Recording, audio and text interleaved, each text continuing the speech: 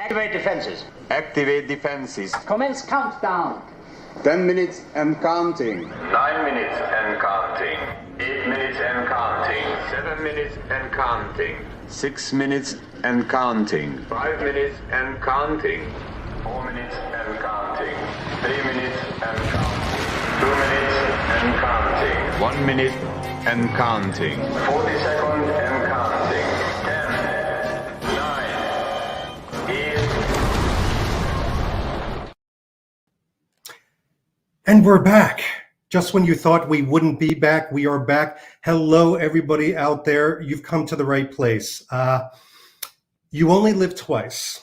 Once when you were born, and once when you look death in the face. That quote from chapter 11 of the novel that we're going to be talking about today is truly about a story of rebirth. And if you think about it, the Bond Book Club hasn't been around for some time. We sort of had to see a new movie, I don't know if you heard, come through and go away. But we're back, and what a great way in the year of the 60th anniversary to celebrate James Bond than to talk about the novel. So a couple of reminders, a little bit of housekeeping, not much. First of all, you can join the chat. And I don't mean just join the chat like on YouTube. You can actually join in the chat like Jack Heim here says, hello, and I can hear you, which is so important because if you can't hear us, this is going to be a really short discussion. So make sure that you keep chatting throughout this whole thing. We want questions.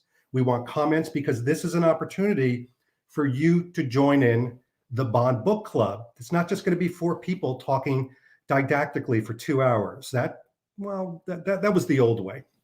The other thing is a true book club usually has, and this is a Bond one, a little bit of libation. So I'll tell you what I chose today. First of all, I went full Connery. You don't know what I'm dressed down here. I could have, boxer shorts on. You don't know. You'll never know. But I did do the pink Connery shirt. I know it's from the movie. Just deal with it. But I have some sake. And by the way, the cloudy sake, which is the, not Negroni. Oh my gosh, I forgot it. Someone's going to remind me in the chat. See, this is the way the chat can help me. The cloudy sake is called, it sounds like Negroni, but it's not. And this is clearly, I don't know about sake, but I am going to be drinking this. So Alex Lamas already says, nice mental image of my boxer shorts. I appreciate that. All right. Let's get down to business because I am going to be having a drink with my friends, and we've got to start in the beginning because You Only Live Twice is the 11th novel in Ian Fleming's James Bond stories. And yes, if I look down, I am so cheating. It was written in January and February 1963 in Jamaica at Fleming's Golden Eye estate and published on the 26th of March 1964. And here's the deal. It sold out quickly. I mean, as many as they printed, it sold out within a few weeks because you had Dr. No going on at the same time. You had a very, very popular character.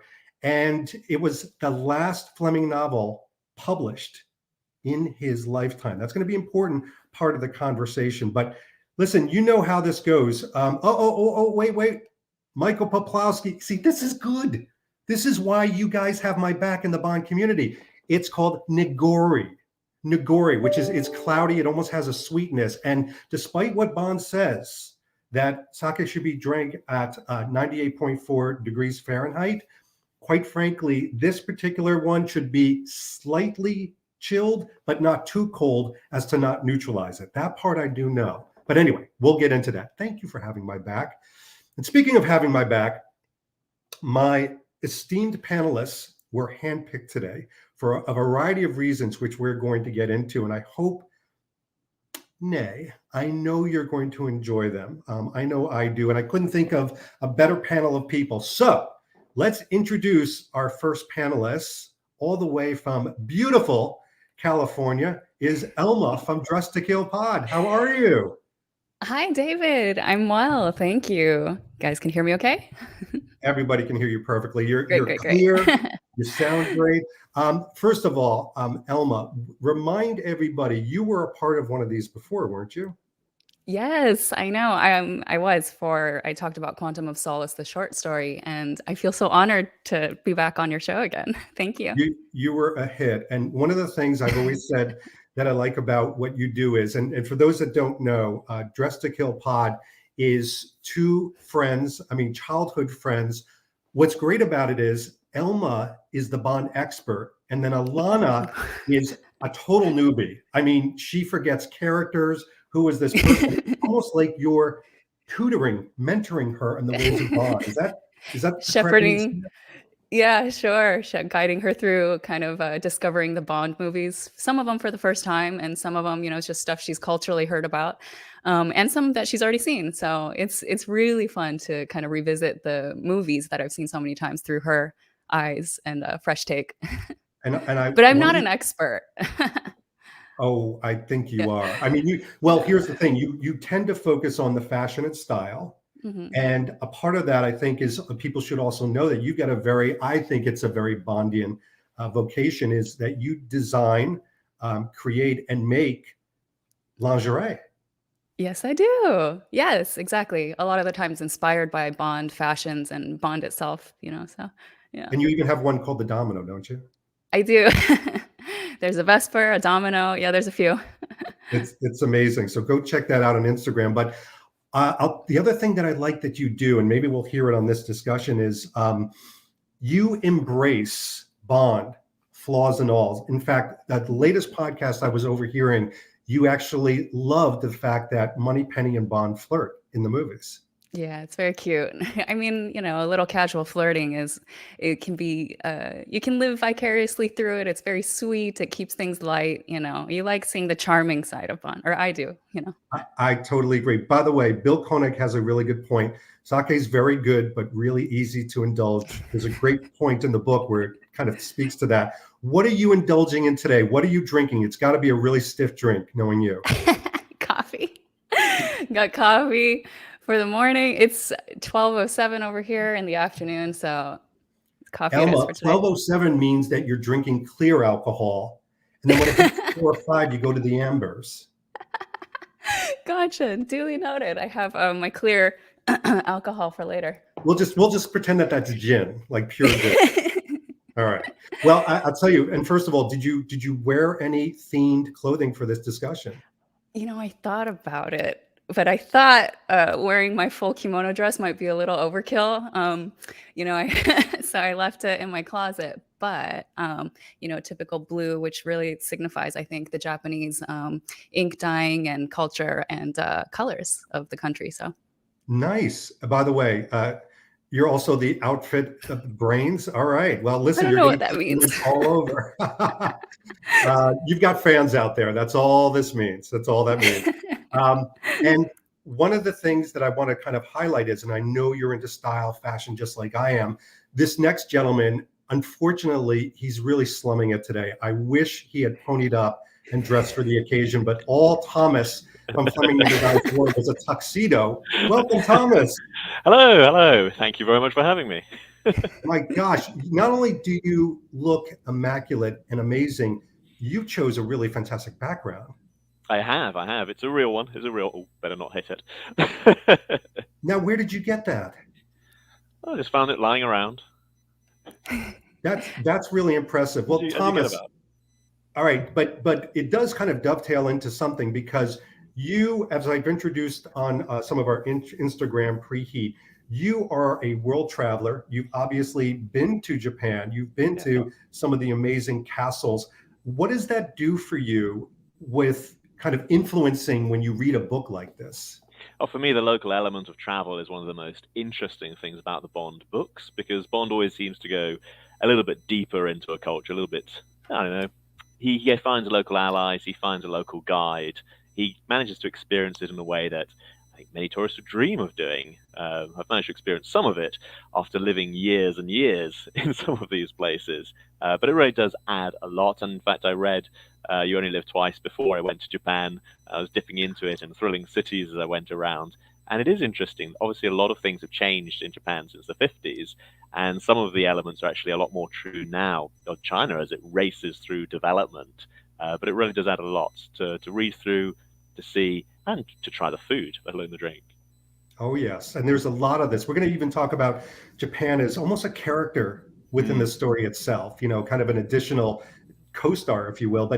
And Thomas, the other thing, remind everybody, you have a podcast, which it really is interesting because it mixes Bond and history, but it also sometimes includes your military background. Can you give us a synopsis of it?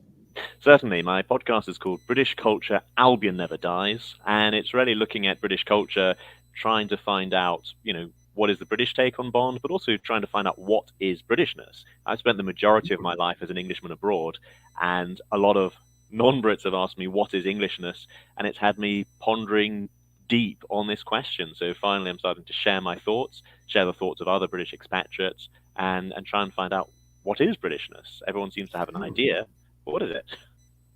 I have no idea. That's why I sit here in Pennsylvania with like 10 inches of snow outside my window. I'm jealous of Elma's temperature right now. By the way, you have a drink today. I do. I have, like Q, a nice cup of Earl Grey tea, just in a very small mug that I happen to have. Well, Tim Cute. can't beat a nice cup of tea. I love the mug. It's very well themed. Very nice. Well, I'll tell you what, this would be amazing, but I'm really happy and excited to say that we've got another person to enter into the fray, into the chaos of this discussion. So welcome one of the OGs from the Bond Book Club, Jeremy Duns. Welcome back. Hello. Thank you so much for having me back. Hi, David. Oh, no, it's so great. Hello, hello. And just to remind everybody, Jeremy Duns is not only an accomplished author, not only a historian of Fleming and spy genre, but he is literally one of the founders, I'll say the co-founder of the hashtag Fleming Reading Challenge, which started, it was the fire, the impetus for this whole Bond Book Club. So thank you, Jeremy. Thank you. Thank you very much. I'm so delighted that this has gone so well and that you have taken it all the way to the penultimate novel, which is really an amazing achievement. And I think it's a brilliant thing. And I think you've got a lot of people reading Ian Fleming, which is just a wonderful thing to do. It's fantastic. And honestly, selfishly, this has been fantastic for me because I haven't picked up the books in a long time, but knowing that there's a group and a community and we're all going to talk about it together, it's just amazing, to do that. Now, Jeremy, Thomas brought up Britishness, and judging by your accent, you're clearly from Brooklyn. But what kind of drink do you have today? And does it harken back to any kind of Britishness? It sort of does, yeah. I've got a gin and tonic with me here. Yes. Nothing particularly special, but I thought that would be appropriate for the evening. I'm also an Englishman abroad. I'm actually in Finland at the moment. I'm on an island between Finland and Sweden. So we also have had snow all day today. Oh my gosh. Well, that's amazing. By the way, I'm literally, this cup is way too big. This is a tea cup and I'm pouring way too much of this. So this may get a little messy. I'm going to ask the three of them to take over at the end if I can't speak, but we'll see how it goes. All right. Now we're going to get into it. So the reality is that, as everybody knows, this is the concluding chapter in what's known as the Blofeld trilogy after Thunderball and On Her Majesty's Secret Service. But this story in particular, just to remind everybody, or those that didn't finish in time, the story starts 8 months after the murder of Tracy Bond, which occurred at the end of the previous novel. James Bond's drinking, he's gambling, he's making mistakes on his assignment, and as a last resort, he's sent to Japan on a semi-diplomatic mission. So the first thing that we're going to be talking about here is kind of an overview. Call this a little bit of an appetizer to the overall discussion. But Elma, don't get into too much detail because believe me, we're going to get there. But as a book, when you closed from cover to cover that book, what did you think about the novel overall? I loved it. It was such a fun experience to read this. I'm still quite new to reading the novels. I've only read a couple other ones before, and especially not one since the film started to come out. So I thought this one was kind of filled with a lot of colorful details, action, a lot of action in the end. But most of all, I really loved how detailed he gets into Japanese culture. I've also read Thrilling Cities, and I know a lot of it is pulled from experiences traveling to Japan. But it really made me think about how my parents, like this is 1963, you said, right? 1963, 1964. My mom was born in 61 in Japan, and it makes me think about how my parents kind of grew up alongside, when Fleming was visiting Japan and stuff. So it made me think a little bit more about my own culture. And like Thomas was saying, what is Britishness? To him, it's like, what is a Japanese, being Japanese? To me, it kind of made me think a little bit of deeper. So it was really fun. I love that sparked that in you. No, because I think with all these books and the movies too, some of the perception, some of the filters, what you bring to the table, and For part sure. of your culture doing that. Well, Thomas, I mean, that's a tough act to follow, but overall, what did you think of the novel? I absolutely loved it. So I read this when I was an undergraduate. I was spending time with the Navy then, and I was going all through the books in order. And the books obviously build and build and build this character of James Bond. We see him as he is in the films, and this takes it a step beyond as he starts to get damaged, as he starts to get chipped away at. All his experiences, all his adventures take their toll. And for me, that was gripping. That was fascinating. I hadn't imagined the novels would go that way. It was a surprise. And the more I go back to it, the more depth I see. So this is one of my favorites. I love it. I love it. All right, Jeremy, fan, not a fan? Those are pretty difficult to follow. I mean, I think I totally agree with all of that, and I think it's a wonderful novel, and I absolutely love this novel. I think it is really Fleming at the kind of peak of his powers, pretty much. I mean, by this stage he was actually kind of getting quite tired of Bond, and wanted to give up Bond, but it doesn't show. This is a very confident novel. It's an extremely easy to read novel. But you asked at the beginning of this question, what did we feel when we put the novel down? And I felt very moved. I think it's an extraordinary, we will get to this, but it's an extraordinary ending to the novel. And I wasn't really expecting it to be, I mean, Thomas, you said deep. I think it's quite a deep novel. It goes pretty deep. And yeah, I was unexpectedly moved at the end of this novel, I would say. Yeah, that's great. And it's so funny too, because when I read these things, I try to evoke certain emotions in me. And when I don't have to try, then I know it's a very powerful read. I will say this, I may bring something different to the table here, and I think this will be an interesting discussion, and I'm sure that the thread will join as well. But I really like this book. I don't know if I love this book. And a lot of it has to do with, I found that the first half of it, I kind of had to push myself through. Lots of detail, we'll get into that, but lots of detail, the travelogue, pages and pages of exposition, and almost like lists that you would have to read. And then we get into the action. And I've said it before, I guess I'm a poster child, God help me, for Quantum of Solace, but I like the rapid fire things. So it was probably the 11-year-old in me was getting a little bit impatient towards the beginning, but some of even the earlier parts were so detailed that I couldn't help but really enjoy those aspects of it. So it'll be interesting. I think that's really interesting. I would just say that was also my reaction when I first read the book. I had exactly that reaction.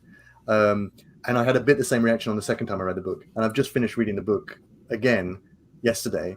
And this is when I had a different reaction to it. But I mean, yes, the criticism that that it has far too much, exposition and travelogue and all that kind of stuff. Yeah, John Lennon, by the way, he's back and better than ever. That's terrible. I'm sorry. It's amazing how little action there is in the first half. Yeah. I mean, Elma, did that bother you, or is that part of the glory of you reading all this? Yes. So yes and no. One of my notes was after part one ends, I wrote very little spy stuff, and I was like, "Where's all the action?" So I was hoping for some more of it, but I kind of see it as like a different book. The first half, I'm just really immersed in the culture. More, I'm picking apart the details, what's similar to my experience and what's not, and what's of a different generation, and what's of just specifically Tiger Tanaka's experience. And so a lot of it was, the dudes hanging out together and drinking and all of that. And I was like, okay, we kind of got the picture of it, but where's the action? I did feel that, but I totally appreciate kind of the detail that he does describe in the first part. Thomas, were you chomping at the bit, or do you I mean, maybe you love those moments all the way. Absolutely, these are the bits I loved. So again, I've spent my life exploring different cultures, sort of starting in Turkey and then moving to the Middle East and then to East Asia, slowly moving around the world that way. And this really felt right as you dive into the culture and you find a local guide with one perspective, he has his Australian guide with another perspective, and of course he brings his own interesting thoughts and opinions to the table. I really enjoyed it. This is, for me, I'd love to see more of this in the other books. So. All right. So we're gonna ask a question then, and Jeremy, we're gonna start with you. So Bond in the beginning is, how do you say it? Damaged goods. That was a terrible Dominic Green impression. He'll get worse as I drink more. But he is damaged goods. I mean, this is Fleming really showing us a very different Bond. He's not the Sir George against the dragon. He is not heroic in the beginning. He is really very fallible. Even psychiatrists, pulling him apart. I quite like those moments, though, to see him fallible. How did you feel about that whole aspect, especially with him? I mean, I think, you have to consider that this is a sequel to On Her Majesty's Secret Service. It's a direct sequel. And he ends On Her Majesty's Secret Service precisely the same as it ended in the film, on an absolute bombshell. And it's a fantastic ending. But then, in starting the next book, what do I do now with this character who's a fairly static series? Characters in those days didn't really kind of change very much. But he's now had the love of this man's life, really the second love of this man's life, but his bride killed in front of him. So you can't just really ignore that in the same way as, in the beginning of Live and Let Die, he kind of ignores what's happened in Casino Royale because he didn't know what was going to happen with the critical reaction to Casino Royale yet, so he'd already written it. By this stage, Bond is a huge global success. As you said, the first film has come out, and there are millions and millions of fans of these books. A few years ago, I read a great interview with the American spy novelist Alan First, in which he was asked about his writing technique, and he said it's set up, payoff, which I think is, simple but brilliant advice. And Fleming often finished the Bond novels with this kind of massive cliffhanger, and that, if you like, is a setup. So the setup here is the end, the last chapter of On Her Majesty's Secret Service, and now we have the payoff, which is quite handy if you're a writer, because he's kind of already got some stuff that he can use to start the book with, because you can't ignore what's happened before. I think it's brilliantly done. I think he could have fudged it and made Bond kind of get over it a lot more easily. He goes the other way. Bond's an absolute wreck. M, completely wants to get rid of him. So he's already created a conflict, and that he's afraid of losing his job. And of course, as the book goes along, we're going to find out that beginning is really, we're looking at an arc of this character all over again. I mean, this is a 200-page book, and there's a massive amount of stuff in this book. So I think that opening stuff with M and sitting in the club talking with Sir James Maloney and the whole setup of Bond, I think it's a brilliant opening to this thing. Even if I agree with you, it does take a while before we get to the meat of the book. I still think this is a great way to open it. I'll tell you, the build-up theme, the chat room is going crazy, because you're absolutely right. Morgan, listening, totally agrees with you. First part, Bond is finding his way, but when he finds out Blofeld is Shatterhand, he comes alive. And that's the fantastic build-up. It's all this, suspense. And, Thomas, it begs a question, because it's such a damaged Bond. The reader's not used to it. Kelvin, I'm going to put this to you, Thomas. Kelvin has a good point. Fleming uses Bond as a metaphor for the decline of the British Empire. Agree or disagree? I think that's an interesting thought. When I first read it, I wondered if this was really Fleming putting himself there, because I know his health obviously failed as he got older and older. So I really thought it had the ring of truth. And then I discovered Chitty Chitty Bang Bang was written around the same time by Fleming. So I'm wondering how much of this was here. Maybe this was all the dark stuff went to You Only Live Twice, and all the light stuff went to his kids' book.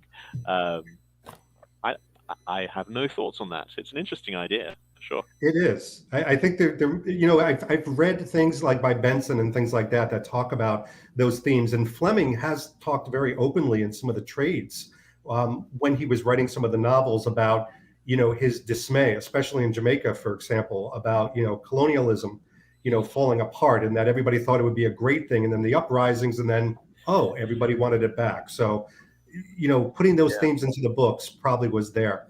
It's voiced by the Australian, which is interesting. Yeah, exactly. Well, that's a great point. So Elma, you talked about really enjoying the culture, and it was interesting that you've got an interesting gentleman who, Dico Henderson, who's just, I mean, is a force to be reckoned with. And Bill Koenig, our very own Bill Koenig, has a good point. In Japan, a lot of business is done over drinks. So in that respect, the start of the novel is true.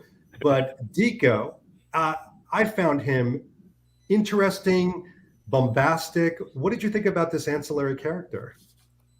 Yeah, he's obnoxious, and just some of the things he says.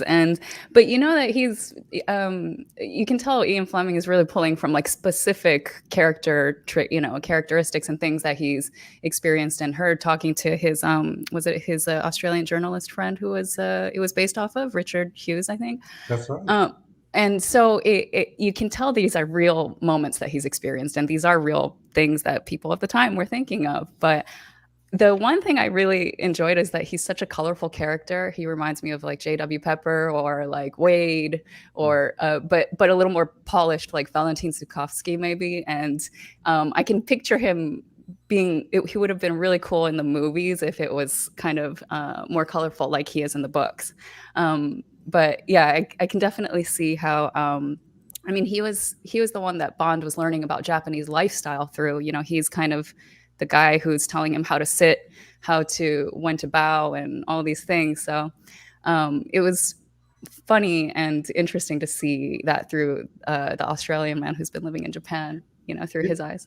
You have a really good point. I didn't even think about it, but it's almost like he's set up to show the dichotomy between him and Bond. So Bond is that buttoned up character. I mean, he was falling apart, but now he's becoming kind of the James Bond that we know. And then you have this character that is such a direct, you know, opposite comparison. It helps to make that point, probably. Yeah. Jeremy, the again, the ancillary characters, you know, Henderson, colorfully written. Is it a little bit of a play up? What do you think as an author? I mean, Richard Hughes is a fascinating character, and he was used in another spy novel, a famous spy novel, The Honourable Schoolboy by John le Carré, has a character called Old Craw, which is also based on Richard Hughes. And if you compare the two, they're remarkably similar. So it feels pretty much like this is basically what Richard Hughes was like. I mean, I think what's quite interesting is that there's a sort of spy story behind this, which is that it's not generally known, but while Fleming was writing these books, he was also a spy. He was also working for MI6. So there's been a lot of focus on his wartime intelligence role, not so much focus on. Oh, it's suspenseful. While he was writing James Bond novels, while he was also. Sorry? I think Spectre is infiltrating your internet. You got cut off for a second there. Okay, no, but I was just going to say that he was working for MI6 while he was writing these books, and what he did, he was working for the Sunday Times. He was in charge of the foreign correspondents, of which there are about 90, one of whom was Richard Hughes. So he was the Japan correspondent for the Sunday Times. So Fleming was his boss, but Richard Hughes was also reporting any kind of tidbits back to Fleming that could be passed on to MI6, and I have here actually Richard Hughes' memoir, Foreign Devil, which if anyone enjoyed You Only Live Twice, I really recommend. There's a chapter on Fleming's visit to Japan with Tiger, Saito and him, and he goes through the itinerary. I mean, they did all this stuff. They went to the Kobe. That's why there's all this stuff. They went to eat Kobe beef and have puffer fish and all of this stuff they actually did. And it's a very interesting chapter. But in the 50s, Richard Hughes, Dico Hughes, was actually, the KGB tried to recruit him. And he went to Fleming and said, the KGB have tried to recruit me. And MI6 then, so the story goes, gave him disinformation to pass back to the KGB. So this is all sort of under the surface of this novel. There's actually real spying going on. This is obviously a fantastical representation of spying that would never happen in the world. But actually there was real espionage connections between Fleming and Richard Hughes. As a character, I mean, I think you either enjoy the banter and think this is hilarious fun, or you find it a bit annoying. And I think you just have to, go with the flow or not, really. Yeah, and by the way, this is why we invite Jeremy to these things. My gosh, nobody expected that. That was a bit of a mic drop moment. But you do have a good point. I mean, here is a character who Again, Bond, with all his fallibility in the beginning, especially this guy, Roland put it very well. The line about the Aborigines was interesting because it was racist even in 1962, but Fleming wrote it as he heard it. He was writing a character, not expressing a personal belief. And Elma, I know you've talked about this on your podcast, for example. You always talk about Fleming and even some of the movies as a capture of time, and we can study it, we can learn from it and understand that we've evolved from it, obviously. But I think also Fleming set it up there. So you could see, how harsh that sounded. What do you think?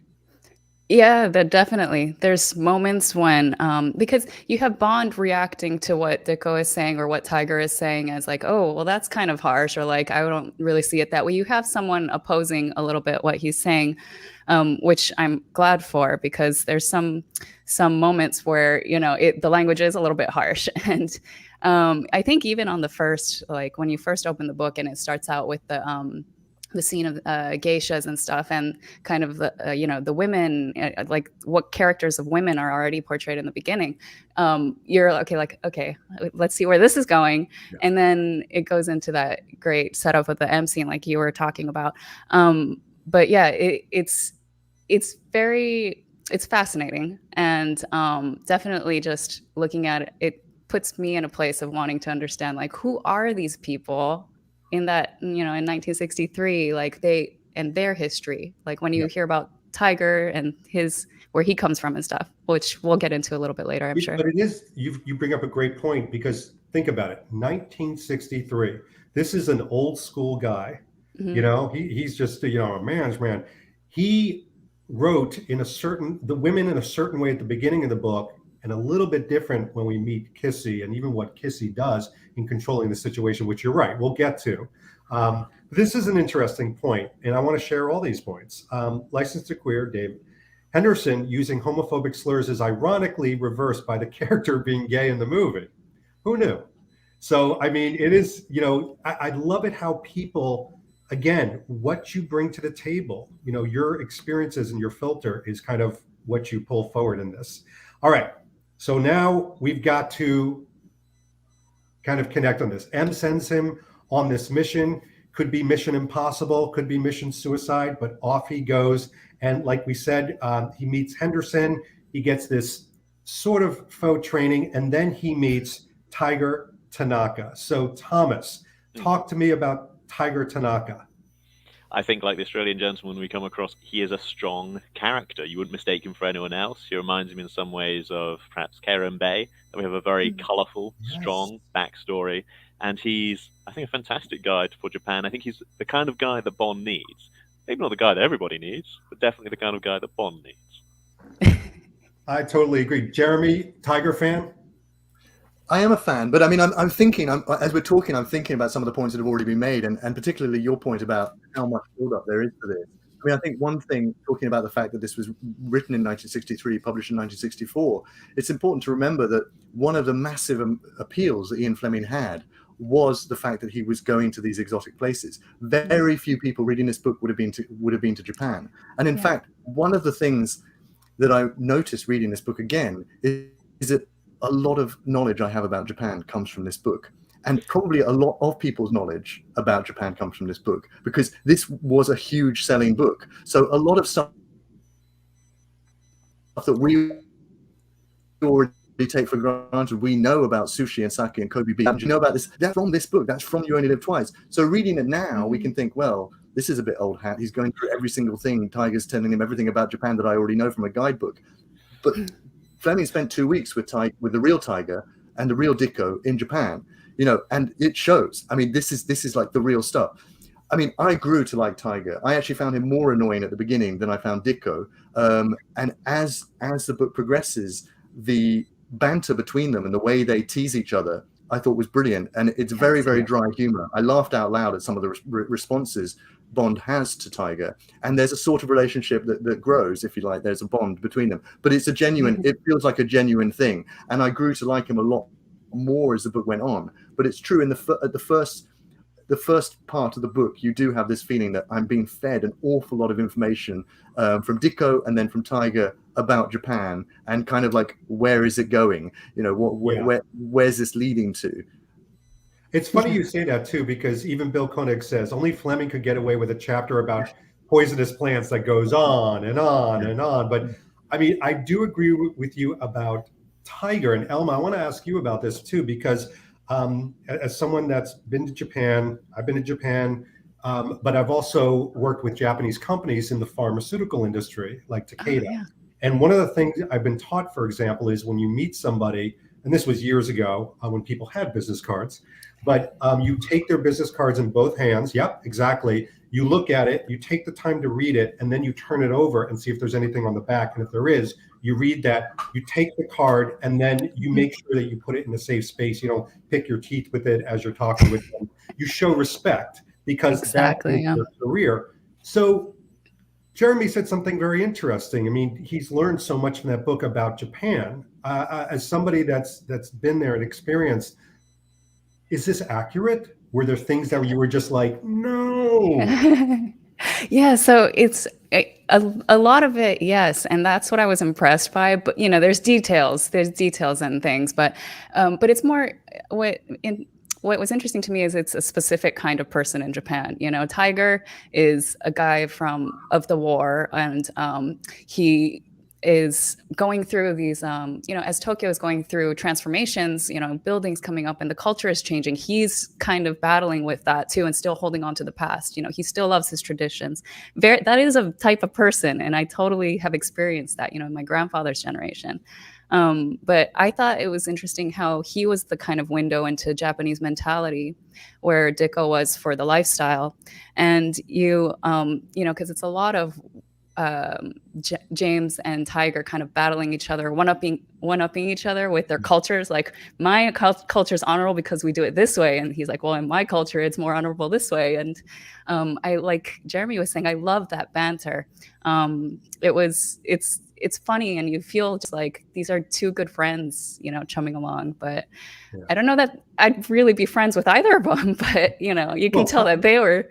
Yeah. Tiger's he's like a criminal with a heart of gold. He's helping him out, but I mean, that's not entirely unusual. And Thomas, I'm going to ask you kind of the same question, because again, you have experienced Japan. You have, the different aspects, even the training. Like Marcel here says, I find it quite interesting to see Bond learn about ninja tactics and weapons, which are so much different to what he's used to as an agent from Europe. Now, again, just to remind everybody, you were in the military, you're also part of Japan. Were those kind of the highlights of this when you're kind of reading about the training, but in the center of all this culture? Well, absolutely. I mean, you find these differences even between the UK and the US, which you'd think would line up pretty closely, but the navies, although we have the same end desires, we go about things in sometimes polar opposite ways. So even between, if you have an American assigned to a British unit, I've seen that, and you do have a lot of this kind of talk naturally. Mm-hmm. I mean, the things that are said in a 42-man mess are probably not the kind of things that you print in The Guardian, and I think this book captures some of that banter very, very well. Right.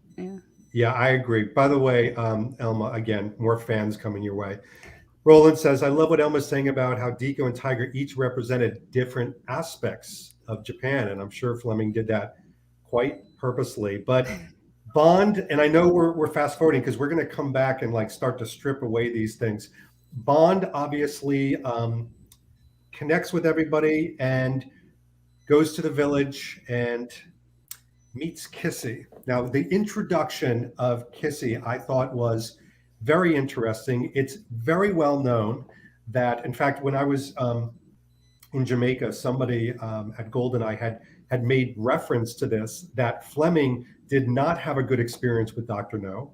He was not happy with, the moments, he put all the smiles on, but when it comes to Hollywood and it comes to movie making, he was not a huge fan, even up to his death, quite frankly. I think he thought he was underpaid, undervalued, and just didn't like the whole thing, except for David Niven, of course, bird and actor. But this is pretty obvious. Talk to me, Jeremy. Kissy as a character, Kissy as an introduction. I mean, I think, in some ways this book is very similar to Dr. No, and the character of Kissy and the character of Honey have quite a lot in common, I think. So you have a beautiful woman living on an exotic island who's basically naked, swimming and collecting valuable stuff. who Bond kind of falls in love with, and so she's a sort of classic Bond character, Fleming character, female character in a way. What's unusual about her, I think, is she isn't the bird on the bird with a wing down that has been put several times, like Honey is, like Tracy is, and like many of the other female characters are. She has she's completely straightforward. She says what she thinks. She's not really subservient. What I found amazing about this is that the love story between Bond and Kissy really takes place in about 50 pages, and it shouldn't really work. It shouldn't really work at all, especially as this is coming straight after a book in which he's got married, and he's already tried to make us believe in that relationship. This is, in a way, for me, a more believable relationship than Bond's with Tracy. Somehow, I completely bought it, even though it happens in a blink of an eye. I completely bought that James Bond falls in love with this woman, and it's a sort of magical. I think it's a magical few pages that when he's out in a boat with her, and he just thinks to himself, I could just do this. But then he thinks, no, my life is the life I've chosen, which is a dirty trade, and I have to go back to that. It's just a fantastic moment because you can see that Bond is trapped and that this is what he could do. And of course, this is where the novel goes. I think she's a fantastic character. I think she leaps off the page. And I think she's arguably the best thing in this book.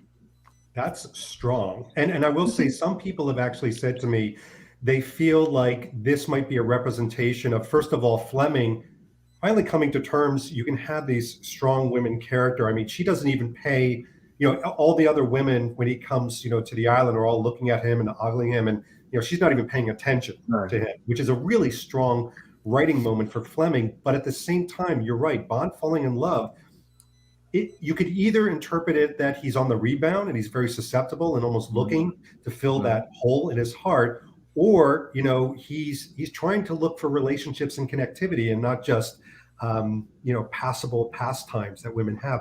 But Elma, I'm really curious to hear what you think. And by the way, before you even answer, Bond report.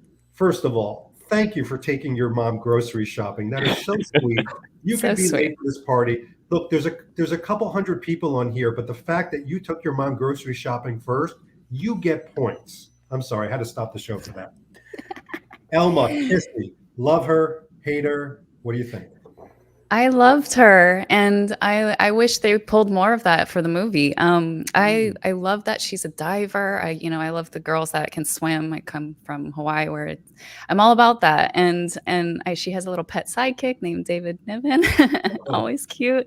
And she has the skills that Bond actually, that are useful to Bond to get to where he needs to go. And when he comes out, amnesia, she's the one there to save him. And when he gets cramps in his legs from swimming or in his stomach or something, like, she's there to massage him and take care of him. Like, she's very active in participating in Bond's mission. So I really liked her character a lot. That's great. And Thomas, I mean, this is where some people, I've heard them kind of quibble about the moments. There's a lot of discussion about their life together, even before he goes on his mission. They go out several times. It's not, I mean, if you think about it, you were making a movie, you would think, my gosh, there's multiple sections on diving and details and things like that. Were those the more sumptuous parts? Is that where you, like Jeremy said, you could find the believability of these two being lovers?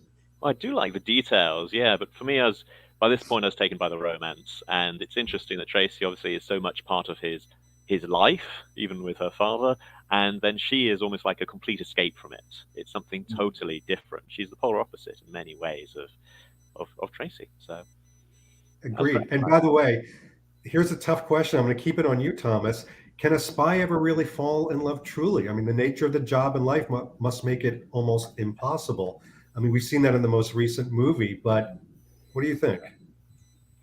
I'm going to go with yes. I think a spy can love. You did. Yeah, I'm wearing it. That thing got heavy. I'm just saying. All right. So we've got Marcel saying Kissy just did what Nomi and Madeline couldn't do. She saved Bond's life. Really? We're not doing the movie yet, Marcel. Keep it. It'll come in the second part of the hour.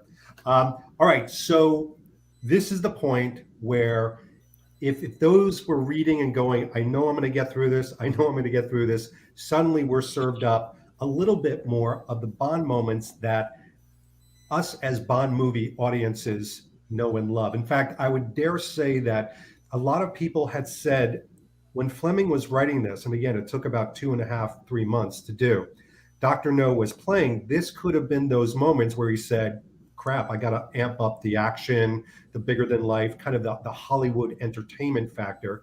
But I found, I'll share my opinion first. I found, to me, this was, Jeremy, I'm going to steal from you, almost like a Dr. No moment when they're describing the suicides and the deaths. They're just horrific. They're larger than life. They're very Bondian. The description of the island, his infiltration of the island, those moments, to me, these are what you come to Bond for. And Elma, we're going to start with you because I've heard you talk about your love, your absolute adoration of those gadget and Bond moments, like the tropes and things like that. Were you feeling that? Like this is familiar territory at this point? So I loved how they set it up that this is a mission where you're going to have to use your wits. You don't get your guns and your things. And, you're going to have to sway Tanaka to get your secrets and stuff like that. And those are the moments I love in the Bond movies too, is when he needs to be creative and figure out ways to do things that's not just brute forcing his way through a situation. And in this case, it was, learning about the Japanese culture, becoming Japanese and immersing himself. And it was, that's the ultimate, like put a disguise on and figure out, like, just figure it out moment. Yeah. And I loved that, it was just a fish out of water trying to figure out how to get through. Yeah. And even Kelvin here says death and suicide culture are huge themes in the novel, right, but yeah. I think they used the suicide and death as almost like you're saying, as a brief for Bond, because there's so much pretense to those moments and the training and the discussion. This is what you're going to see. This is what's happening. It's all to prepare him for these big moments. Yes, and that was interesting. The theme of death and rebirth, and rebirth in a sense of, James coming out of his depression and then finding his new, purpose again, and the revenge and stuff. And then becoming Japanese completely, something different, and all of those themes, and thinking about his death. It was really interesting to hear that from just kind of plotted out throughout the whole book, also through each of the characters. You hear Blofeld talking about his own mortality a little bit, and I don't know if that comes from, what you guys were saying about Fleming at this time too. So funny you say that. And it's a bit of ironic that John Lennon says this, but how much of this novel is Fleming pondering his own death? John, thank you again for coming back for this book club. Jeremy, I'll kick it off to you. You've got the Garden of Death. You've got this castle. The themes woven together could take somebody away if they get too philosophical, but does it work? I think it works fantastically. I think this is what makes the novel. I think it's definitely Fleming pondering his own death. He's finally had success. He's finally seen a film made that he was trying to do of his work for many, many years. He doesn't need to work. The fact is, he wasn't by now really doing anything for the Sunday Times. He could do whatever he wanted. He could go to Japan for 2 weeks with 2 of his mates. No, hardly anyone in the world could do this. So, but he still had the acidity, which is exactly what Blofeld is talking about. The obituary, the motto that's chosen for Bond, I would rather, I would rather waste my days, not prolong them, or whatever it is. This is Fleming's own philosophy, So yeah, it's definitely. I think this is possibly the most unfiltered novel Fleming wrote. There are, as we've already discussed, all the characters are basically racist. The Japanese are racist about the British are racist about the Japanese, the Australians, etc. And he's not holding back in this. There's an awful lot of this stuff, and he's using all of that kind of stuff to sort of get out some kind of understanding and some kind of order in the world, and some kind of, he's trying to reach beyond this to see what's the actual truth beyond all these stereotypes. So he lets everyone get all this stuff out, say all the things that they want to say.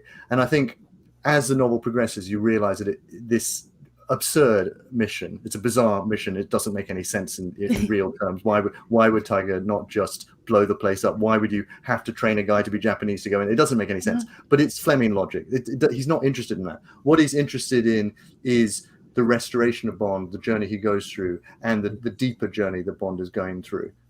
It's true, and it's almost like Bond's evolution too. And David has a good point. I've always considered Bond's mission essentially a suicide mission.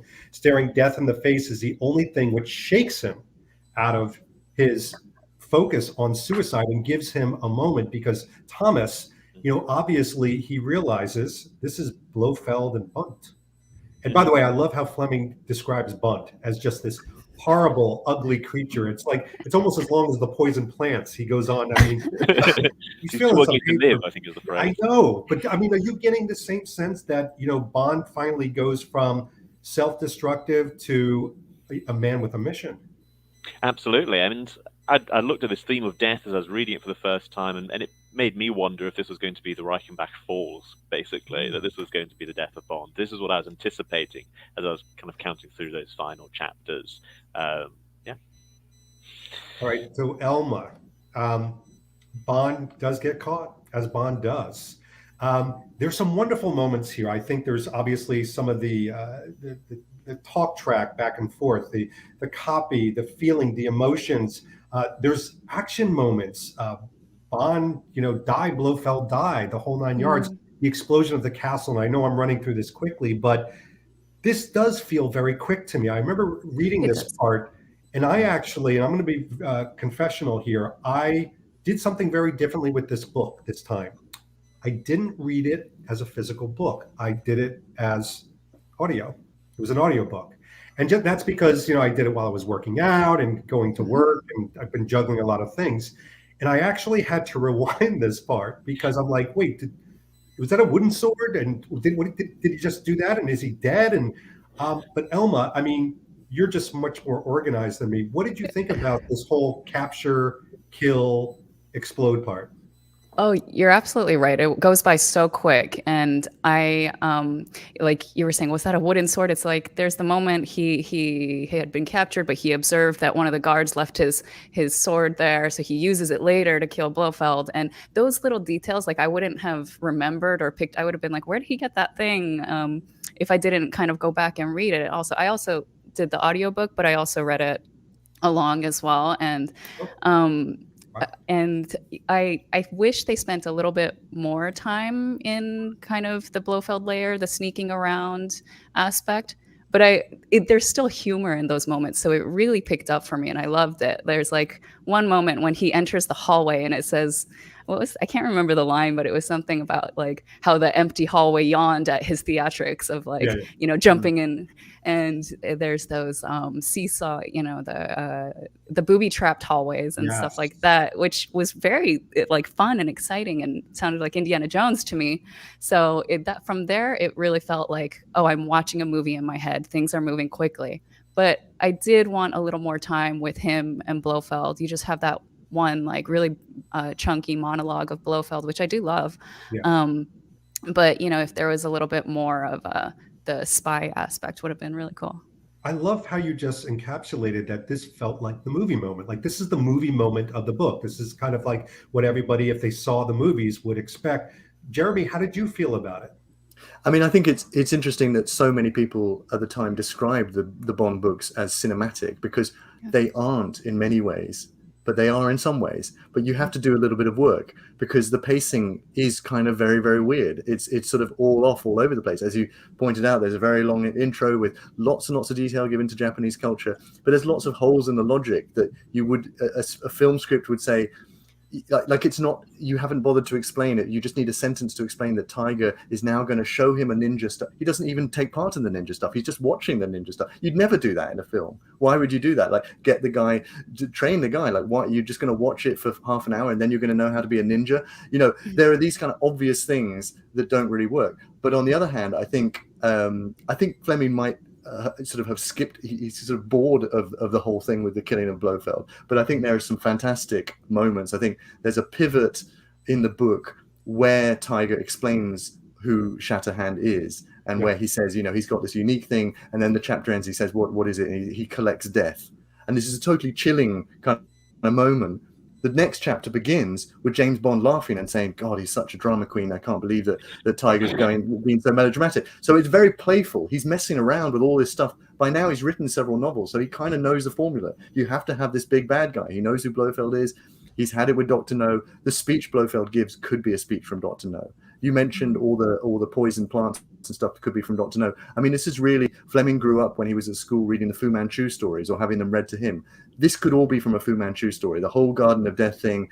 There is a Fu Manchu story, The Return of Dr. Fu Manchu, published in 1916, where he has a samurai sword that he threatens a hero with. This could all be, it's very Fu Manchu. But Fleming's sort of not interested in that stuff. He's interested to a degree. But the stuff he's really interested in is not how he's going to kill Blofeld. The stuff he's interested in is what's going to happen on his swim back with Kissy, what's going to happen with his life afterwards, with all of these other preoccupations. So the actual kind of plot of the novel, the action spy plot, I think is lacking a little bit in this book. But there's so much other stuff that it has going for it. It does. And by the way, Jack Heim loves the reference to Indiana Jones, Elma. So you get extra points for that because we're all Indiana Jones fans too. Yeah, it's funny because there's all these moments where you I'm picturing, this is my first time reading the book, so I picture a bunch of other movies and things, and that was one of the moments. And then the whole Blofeld scene felt like an anime to me. I was just picturing it in like anime, the way he described Blofeld with his samurai sword and like the eyes. Yeah, well, this was a very different Blofeld this time too. I mean, if you look at Blofeld a couple of books ago, there was a lot of evil genius, thoughtfulness around what he's doing. This one, it's almost like he had some sort of venereal disease and he was going mad or something like that. I mean, things are falling off of him, syphilis, and he's crazy wearing this thing, and he even the way he talks to Bunt, my sweet, and this Gollum-like approach that the two of them have to each other. By the way, not a lot of love for the Bunt interaction. Bunt got a good smack to the head and was out. It was perfect. But some people are saying not enough Bond versus Bunt. I mean, she lives. She lives. Right. I know. Yeah. We think. I mean, she explodes in the castle, but he leaves open the. We don't see her die. Let's put it that way. We do not see her die. So there's a chance. Hit by missiles holding doo-doo. That's for sure. So he could be living. Thomas, we got to give you your fair shot here, because I really do want to stick on this Bond movie moment, because I think Jeremy and Elma served it up perfectly. There is humor. There are booby traps. This is like kind of the wow Hollywood moment. Does it feel a little out of place in this book, or were you relieved? You're like, that's the tasty thing I want. It feels compulsory. They have to do this. But like yourself, when I was reading through it, I do sometimes skip back to make sure, oh, yes, no, I am reading it right. We do kind of blank out when he drops through the floor and so on. And I was expecting the Nightingale floor because that's what he'd kind of just been trained up. But of course, it's a red herring. I'm happy to get, I think Fleming likes to keep his options open. Does he want to have Bunt in a later book or not? So it is questionable. But yeah, he does refer. I think there's a short line where he says, Blofeld is different, maybe one too many defeats, and it has gotten to him. He even describes himself as kind of raging like Hitler. Interesting. I mean, I think one obvious thing that he misses in this book, which if you were to make a film that was faithful to this book, that you would almost certainly say as a screenwriter, is you've set up this amazing Garden of Death. Bond is observing it. He's observing people die. How do you not have Bond chase through the Garden of Death? How can you drop the ball like this? This is like such an obvious thing to do.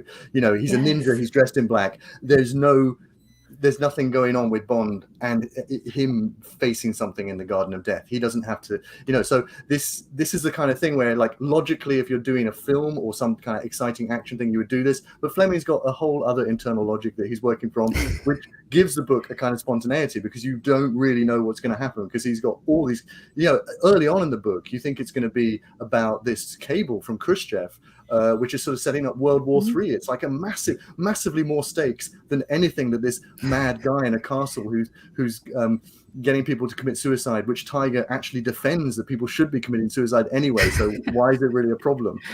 He sets up this whole thing, which is then resolved in like 3 lines. They just sort of sort it out and kick out all the Soviet diplomats. So you never know where this book is going to go. It doesn't kind of follow any logic at all, really, but it has these sort of fantastic moments in it. We'll get to this shortly. I want to save the movie comparisons and I comparisons with an S to the end. But you're right. It's, the Garden of Death is this co-star of the island, and it's really not pulled into the journey of Bond, much like maybe a recent movie. But again, we'll get to that for sure. All right. So big explosion. Hollywood goes away, and we're back to Fleming talking about kind of the smaller, more emotional moments. And something very interesting happens. And we've got to talk about this. We've got to get into the psychiatry couch of James Bond now, because now he has, as Elma said, amnesia. And Kissy goes, oofa, now's my chance. I mean, you almost hear her cracking her knuckles and going, my man, caveman, and dragging him off. But precious, yes. Right. Like this very powerful moment where she's in charge. She puts him in a freaking cave, for goodness sakes.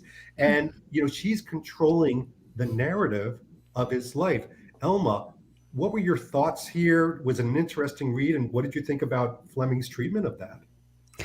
Oh, I loved it. She's so evil, a little bit evil and sneaky, Yes. like withholding the truth of who he is from him. But I like that the character's written so she has her own motives, and she's doing something that it kind of goes against Bond, and it's out of love. She wants to keep him there, and she had prayed before. When he got to the island, she prayed that he'll stay for a long time, and it's gonna come true because she's never asked for anything so big. So. It happens in this form, and I thought it was interesting, just the last chapter, how it turns to her perspective. Like, you don't hear from Bond's side at all, and it almost felt like, it was a setup for another book, it felt like, and I was like, where's the next thing? Like, okay, she's kind of nursed him back to life. She's fixed him. She didn't tell him who he is, and now she's pregnant with his child. Oh my God, where is this going? It's like, it's like a telenova. It's like, yeah, Santa Maria. Well, this is an interesting thing. Kelvin says, and Thomas, I'd love you to react to this. Kissy Suzuki tries to save Bond from himself and his pain. So, you could think that maybe she's not being selfish, but she truly wants to save this man. What do you think about that thought? Yeah, interesting. In the same way that Bond likes to save the bird of the broken wing, now he is the bird of the broken wing, and she is trying to save him. When I look at her as a character, I'm thinking, okay, if you're writing this kind of thing in the 50s, you must have you must have Rudyard Kipling in mind. Because, of course, Rudyard Kipling wrote about British people living in India, and the way that Kipling wrote women is quite similar to the way that Fleming did, in that they're quite unusual. Kipling writes about men's world, and when women come in, they're often very, very strong and quite, well, as we've described Kissy. So I see a shade of that coming in. Yeah, and by the way, Elma and Thomas, you got some very interesting, like Martin says, very underhanded by Kissy. I think, this is someone that had Western men, not a good experience, except for David Niven. And suddenly she finds her own little paradise in Bond as well. So I don't know. I'm kind of torn. I don't think it was underhanded. I think she was, again, to go back to what Jeremy said, I believed in the love story, and I think she was in love with this man. But Jeremy, she still had her secrets. We just haven't gotten to them yet. I think what's quite clever is he sets up this scene where you have Bond thinking, I could just stay here the rest of my life with Kissy and this would be perfect, when he's doing the diving before. So you already know that Bond loves her, and you already know that this is actually his dream. This would be a paradise. And I think for me, it flitted through my brain that it was a little bit underhanded in some way, but on the other hand, I just bought it. It's almost like love at first sight. Her face comes up to his, and you just buy it. I bought it. That this is, it's not that she's been underhanded. This is what Bond would want too, so it feels kind of right in that moment. But it's a fairy tale. It's kind of like one of the Japanese stories that Tiger has been telling him all through the book. It feels like it could be from some Edo poets from Japan, this story, this coda that we have at the end of the book. And it's very, very sweet. And I think it's an extraordinary piece of writing. It's exceptionally well done. From the moment that Bond leaves the castle, which I agree, all of the stuff that happens with Blofeld and Bunt, kind of a little bit rushed. But from the moment he crashes down in that chapter until the end of the book, I think is some of the best, the best writing Fleming's done, really. It's just a fantastic ending to the book, because it's so unexpected. But it's so It's tender, it's sensitive, and it just is effective. For me, I was really affected by it, because I just totally believe that this is what's going to happen. And at the same time, you have, in the background, you don't see it from Bond's point of view, but you have in the background, MI6 think he's dead, and then she has to deal with this brash Australian who comes out, and he was the worst person that she had to deal with to get away. So you realize that in the background, they literally don't, they're panicking and they think Bond is dead. So I think it's a very clever. This is far cleverer than the way that he kills Blofeld. This stuff is much better stuff. Well, I tell you, that's what I feel about this entire book. I think Fleming was really shining in this book when he wasn't doing the typical James Bond heroic adventures that we kind of knew in the earlier books or even in the movies. Like, at first I'm reading this whole thing about Bond losing his libido, having trouble, quote unquote, being a man, and keeping the British end up. Yeah, Fleming's like really taking him down to the point where she goes to get, the toad juice, which toad juice, delicious for anybody that needs it. And the other thing is even the book, the fact that Bond, this Varro character, needs a book, to kind of, make it his own. But Elma, I mean, did you love those moments where it kind of humanizes him? Oh yeah, definitely. You see like a whole vulnerable side of him, and that whole scene, it seemed so bizarre to me, but I really loved reading it. It's like, oh, she's going to the sex, or what do they call it, the happy shop, the sex shop, the happy shop, to get the toad sweat, which I have the first edition, and I never knew that the toad, that's what it was for. And I loved that.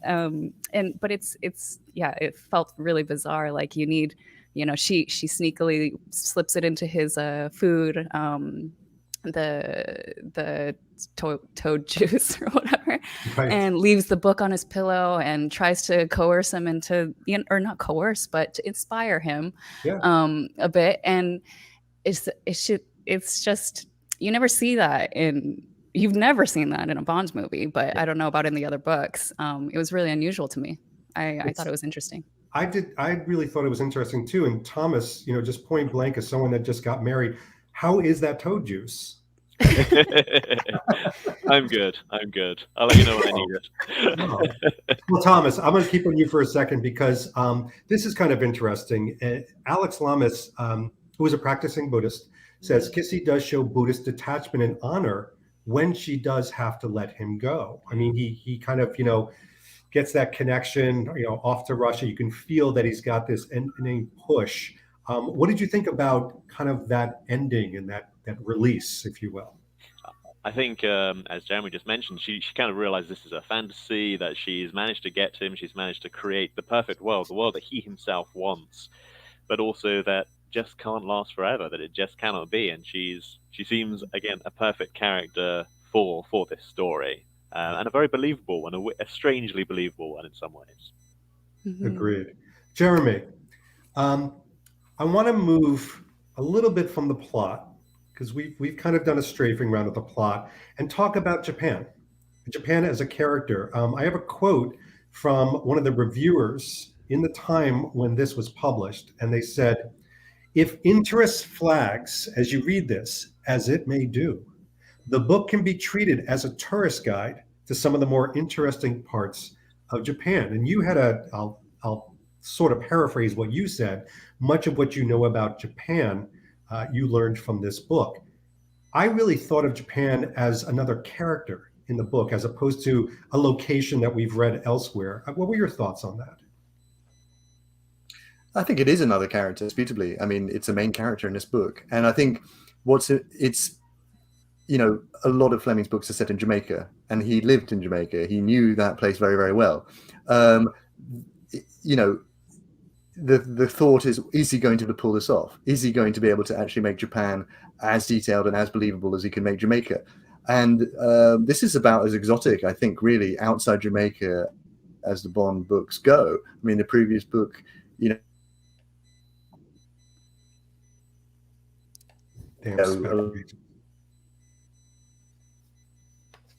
lot of it's set in Switzerland. No, it's moments. I think Finland needs to get off of that 2600 dial-up. Have you lost? Can you see me? Can you see me? Now I can. Yes, you're back. Okay, I lost all of you.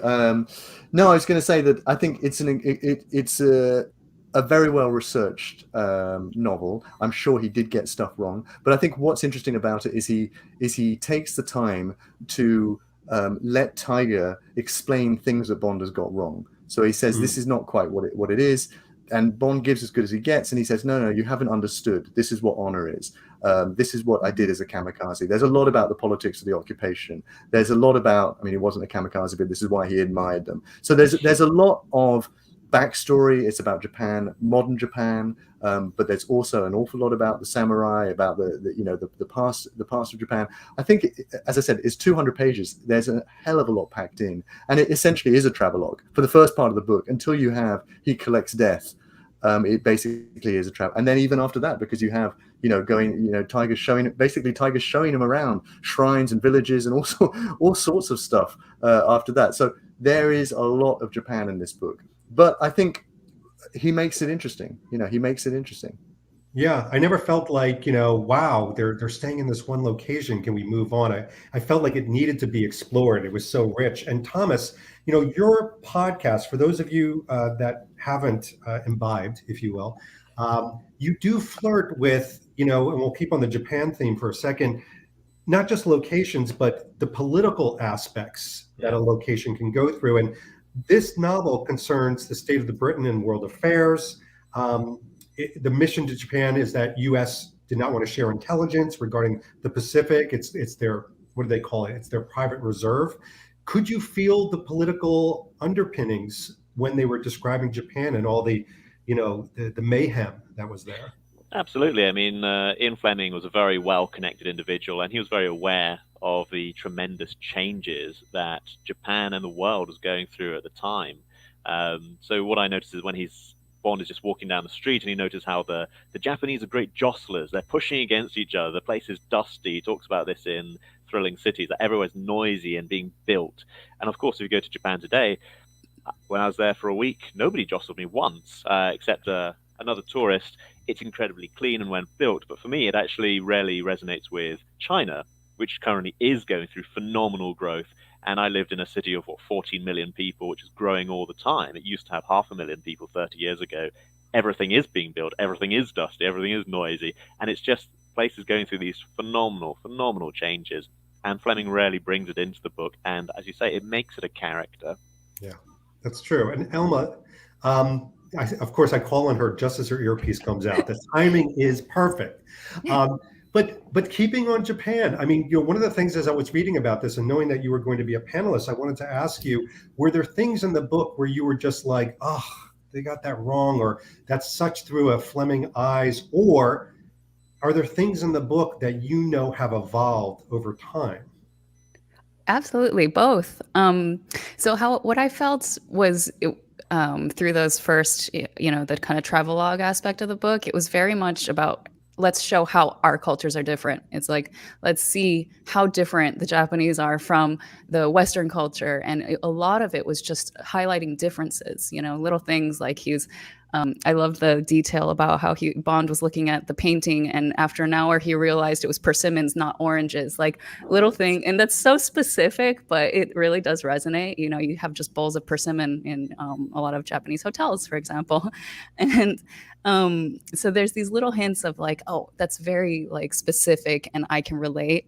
But when you come to, the way that Tiger Tanaka expresses the Japanese culture and honor, that does feel, even in the 60s, when I talked to my mom about it, something of the past. Like, she's like, yes, there was a high rate of suicides in Japan, but it was more just the salarymen who are overworked and depressed. It wasn't for bringing honor to your family. Like he says, it's in the book, I think Tiger says it's one of the unfortunate ways of Japanese lifestyle is the suicide, but also could be the most noble one.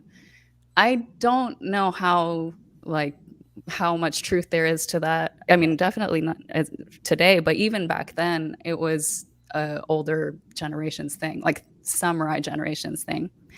But in moments when he's talking about women, for example, you know, the wording that he uses, trample them, discard them, don't, you know, I was like, whoa, okay, slow down. Like, there is in the culture, you know, the thing about men coming first is I did also grow up with that, knowing that about Japanese culture, that, you know, if you go to a restaurant, the men get the menus first, not the ladies, for example. You take orders from the gentlemen. But it's more, you know, and I, when I talked to my mom about this, I'm like, what do you think about how it's written? I asked her a little bit too. It's more about kind of, it's self-deprecation, and it's about putting yourself or your wife or your spouse like down a little bit to raise the other guy up. And that's not exactly the way it comes across in the book. It's more like just disrespect them. Yeah. Yeah. So That's that was true. like, yeah. It's, you know, that's a good point too. And, you know, I was going to do a quote, and then I realized it's not from a Bond film. I think it's from Austin Powers about women come last or not at all. And I stopped because it is Austin Powers. So there you go. All right, we're going to do something a little bit different that we have never done in these book clubs. Oh, what does he have up his sleeve besides more of this? It's actually going down. I mean, I'm making some headway here. Like Bond, this is going to start drinking me. I am going to read a review from when the book came out. And Jeremy, we're going to start with you, and I'd like you just to give me your reaction to the review. Do you agree with it? Why do you disagree with it? Here we go. Bond can only manage to sleep with his Japanese girl with the aid of color pornography. His drinking session seems somehow desperate, and the horrors are too absurd to horrify. It's all rather a muddle and scarcely in the tradition of Secret Service fiction. Perhaps the earlier novels are better. That was an actual quote from a reviewer. What do you think about that? Damn it. It's his Wi-Fi. We're going to bring Jeremy to the States to the next one. What's that? Can you see me? Can you see me? Yes. Hello. Yes. Hello. I don't know. Is it Malcolm Muggeridge, the reviewer? I didn't write down the name. I think. Where was it? I got it on Wikipedia. Okay. I think it's Malcolm Muggeridge. Okay. I think Malcolm Muggeridge, and I think I've written about him. This is my essay, Enemy Action, which is really about how he had a vendetta against Ian Fleming. I think he hadn't read any other books. I think, you know, those criticisms Fleming preempts. I mean, he has, you know, Blofeld say to him, you just need cigarettes and alcohol and sex. You know, he knows all of this. This is already in the book. So, I mean, there are all kinds of criticisms you can make of this book. It is a very weird, bizarre book in many, many ways.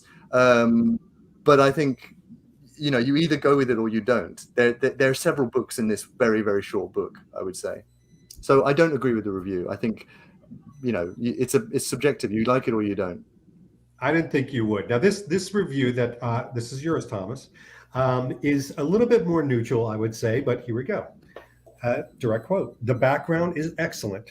Mr. Fleming has caught the exact feel of Japan. And on the other, that You Only Live Twice is not really a success, and it's Bond's fault mainly. He just doesn't add up to being a human being.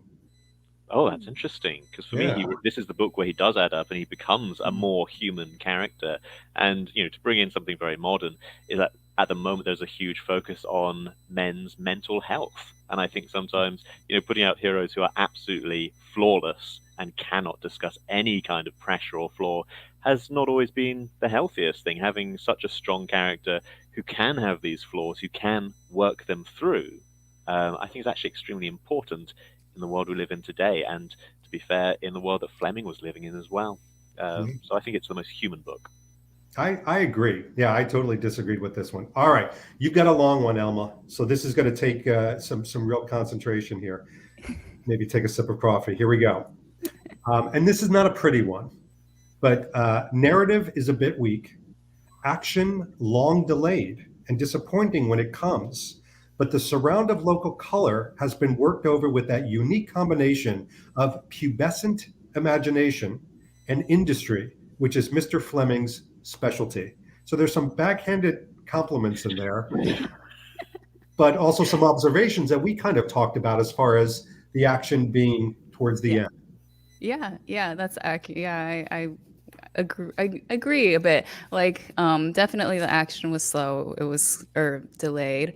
It was colorful right from the start. And I can imagine if you're in the 60s reading this, especially if you're young, the copy that I have of the first edition has like children's drawings in the back. So I can imagine maybe a younger kid had it. But there's so much, sexualization of the women and sex and mental health is like discussed throughout. So I feel like it was very colorful to read and exciting, definitely thrilling. But yeah, I enjoyed it. I agree. All right. By the way, this is kind of interesting. Heather Green's got a great point.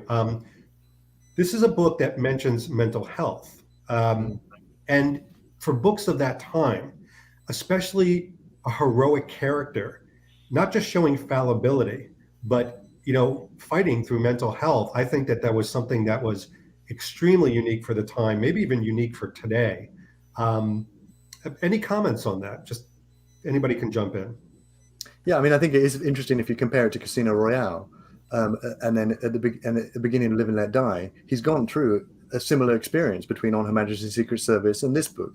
But M doesn't give a damn. M's just like at the beginning of Live and Let Die, get the scar fixed on your hand, go out for the next mission. So here, he has to be convinced, and there's a feeling that Fleming is using Sir James to convince readers that this is actually an important thing, because he's got this extremely important psychiatrist who's explaining why he's basically explaining post-traumatic stress syndrome is essentially what he's explaining. But I think this would have been very unusual for the time. And actually going back a little bit to what Elmer was saying about Tiger and some of his ideas about Japan, that's very true. Tiger's 60 years old, and there's lots of antiquated views. But on the other hand, this would have been extremely unusual because it's less than 20 years after the Second World War, and he's giving a Japanese character a lot of time to say lots of things. He's funny. He's there's all sorts of stuff that Tiger has. There was lots of anti-Japanese sentiment in the UK post-war, so it's very, very surprising to have a main ally that he's given this much time to. So that he's breaking quite a lot of ground, I think, in this book. And I think definitely the psychological makeup of Bond and this kind of thing. We saw a little bit in Thunderball at the beginning where he's cracking up a little bit, but this is the stuff that they've only really started using in the Craig films. This is the deeper stuff that you've only really started seeing now, where the films you would never have been able to see Sean Connery having any of this stuff. The idea of Sean Connery having a complete breakdown as Bond just wouldn't have worked, because he was infallible. He was the alpha male, nothing ever went wrong. So I think that's a very interesting switch that they've dug into this kind of stuff. I think Fleming gets a bad rap. Obviously, writing as a moment in time, some of the racism, et cetera, the colonialism. But in reality, he also serves up on a plate what he was going through in a very transparent way. It was very well known. Staff of Goldeneye even talks about this today, how in his latter part of his life, leading up to his death, he was incredibly melancholy. Sometimes he would just sit and stare out the window or stare up at the ceiling. That was the last year of his life. It wasn't just a health issue, physical health, it was mental health as well. And I think this book really does shine a light. I don't want to get too, much on a Saturday as far as the philosophy around this, but it does serve it up in a big way. All right. Jeremy, you did something and you didn't even know you did it. You painted a segue by talking about Sean Connery, because I want to flip the switch, and everybody in the thread can obviously join in this discussion. But I would like to briefly talk about, because we're going to be talking about two movies. We're going to be talking about You Only Live Twice, the movie, but then we're going to be talking about No Time to Die. But first things first, we have to go in chronological order. Elma, I know you've seen You Only Live Twice, the movie. When you were reading this book, were you hunting for any similarities? What did you come away with? And did you have a favorite novel or movie? I was hunting a little bit at the beginning, but it was so different from the start that I was like, okay, I just need to forget the movie for a second. And then there'd be moments when some hints would come back, like seeing Kissy dive or something like that. And those mental images would appear. But yeah, I was definitely looking for things. And then I was like, okay, just go with it. This book is going to be different. Let's see where it takes you. And, like you guys were saying before, you don't know where he's going to go with the book. And I actually really enjoyed the differences. There are some aspects of the book that I wished was more prevalent in the movie. I was talking about Kissy, for example, which is too bad in the movie. It's so short in the end, and She's a bikini. Yeah, which is also not realistic. Alma divers don't wear bikinis when they're digging for abalone, and there were definitely some things that I wish there was more of from the book. Yeah. Yeah, it's interesting because, like Morgan says, the movie's a big disappointment for me. First time they didn't fully adapt Fleming. So, Thomas, I mean, do you think, first of all, are you a fan of the movie? And then, second of all, do you think the movie would have been enhanced if they had taken more from the book? I'm not sure if this book is fully adaptable as a film. I think the man who adapted it was Roald Dahl, and he said, I just threw it out the window and did my own thing. And that's fine. For me, a book is a great book, and a film is a great film. And the film introduces many elements that would become completely iconic for the film series. But the fact that they adapted out of order, the fact that it's not really the Blofeld trilogy and so on, it's a funny one. It's a funny one, but I don't see them as too related. It's so funny. Some guy named Being James Bond says, I think this would be the toughest of the Fleming novels to do an authentic translation to film. So Joe absolutely agrees with you. I couldn't help but thinking, even back in You Only Live, the movie, You Only Live Twice, were there more aspects of Japan? Because talk about a travelogue. I mean, that movie really does stray through very nice and slowly for a movie that you really get to know Japan. But I felt like there were some opportunities that it didn't have to be a volcano hideout, that it could have been a little bit closer to the book. But Jeremy, what do you feel about that? Yeah, I mean, I think adapting it straight wouldn't have worked. It's far too digressive. The killing of Blofeld takes place far too quickly. But I think there are huge sequences they could have used. The Garden of Death is the obvious thing. The whole Shatterhand thing, all of this stuff is just amazing stuff, and much, much better than the movie. I mean, I love the movie. It's You Only Live Twice, but it's a rather bored Sean Connery by this stage, and it's a spectacle. And it's, as you mentioned earlier, you have to have something happen every 5 seconds. So I can see why they have changed it, but that also has its own weird logic. That also doesn't, the film logic by that stage of the Bond films was, it doesn't really matter what the overarching plot is. You have to have a helicopter blow up, and then this, and then this, and then this, and then this. So it doesn't make sense either. But it doesn't make sense in a way that is much, much quicker and much more easily understood.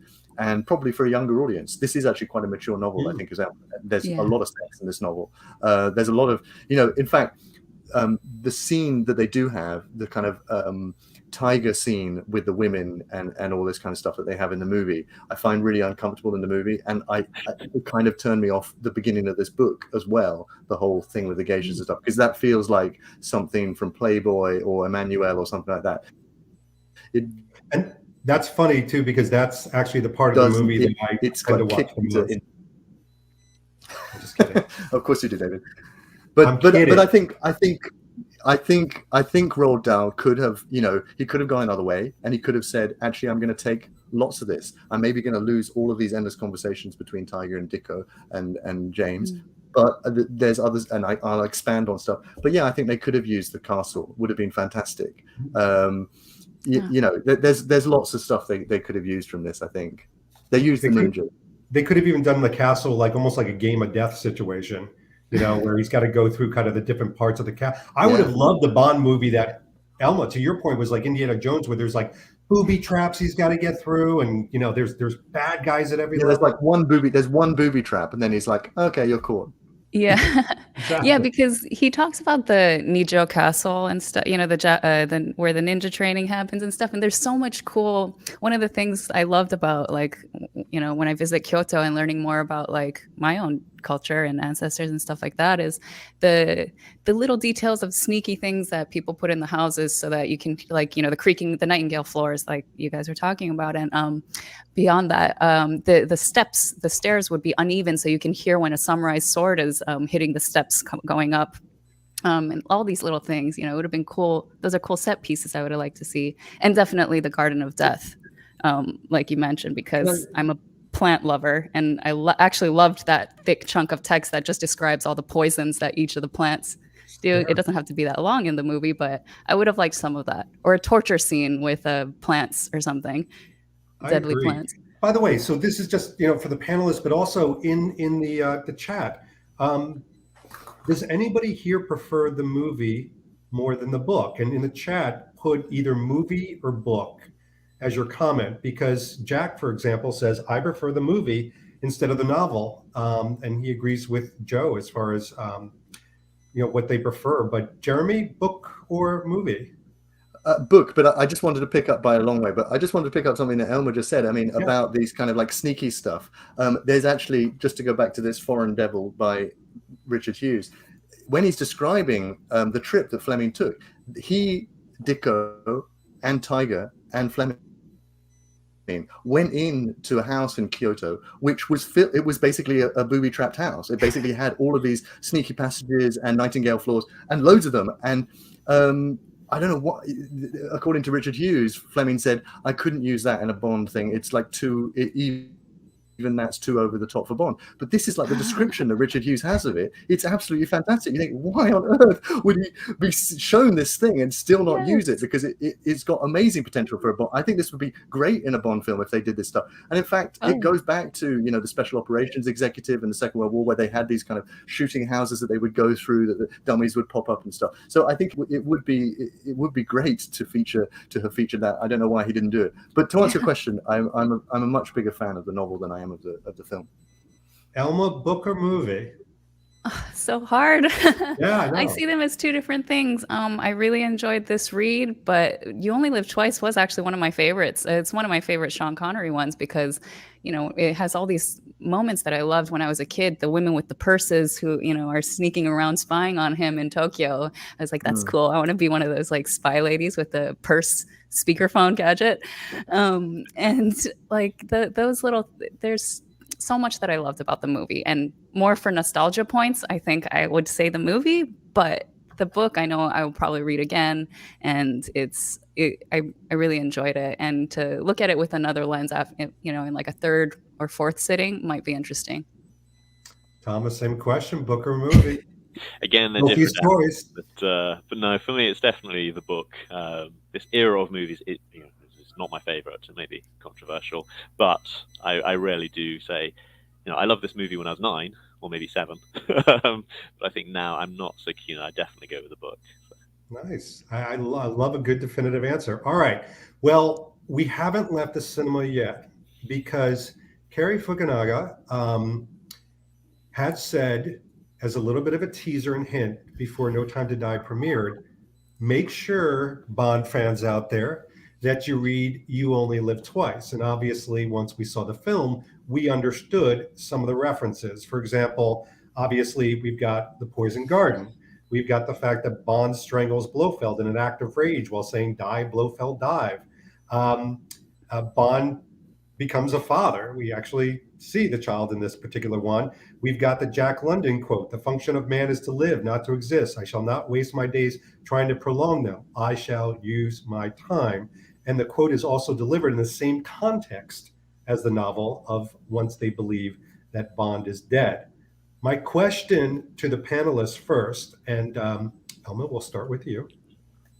Could you really, as you were reading this book, were you taking a look at the movie in a different light because it did have all of these kind of moments? And did you also ask yourself, gosh, I wish the producers had amped up You Only Live Twice just a little bit more, like more of Poison Gardens, more of this? You mean the movie? Yeah. Yeah. Kind of amped up in that regard. Yeah, definitely. So I was reading this, and a lot of those bits I didn't know. I didn't know what was pulled from the novel for No Time to Die, for example. So I kind of wish I had read it first, like he suggested.